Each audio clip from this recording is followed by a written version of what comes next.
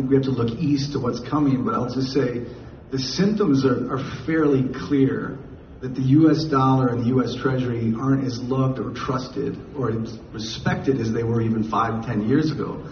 I mean, since 2014, central banks have been net selling U.S. Treasuries and net stacking gold. That became exponential when the U.S. dollar was weaponized against Russia. Whatever you think of Russia and Zelensky, weaponizing a neutral reserve asset was a big no-no in terms of respect, trust, and admiration for an already overly issued and indebted U.S. Treasury and by proxy U.S. dollar. So that was an absolute watershed in 2022. And I and others were not the first or only to see that. I was amazed that it happened. What we're seeing now with central banks, it's kind of like Noah's Ark. You build the ark before the rain. You stack the gold before the change. They're loading their guns before some type of event.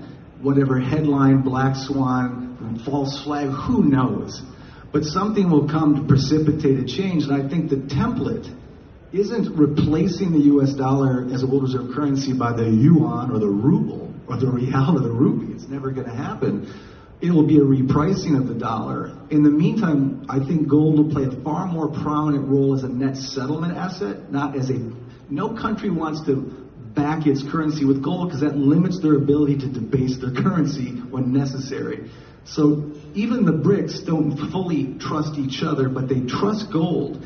And so what they'll do is this 60-40 split with regional currencies, 40% backed by gold to net settle assets, and even that has massive impacts, by the way, on the energy trade and the oil change, or the oil trade and the petrodollar. So there's a lot of unknowns and knowns and patterns for any of us up here to say exactly what a central bank in any jurisdiction will do is speculation, but they're in a position where there are no good scenarios left. Desperation is now the policy. Centralization, capital controls and repressions are inevitable because these are losing armies. They're at their Stalingrad moment.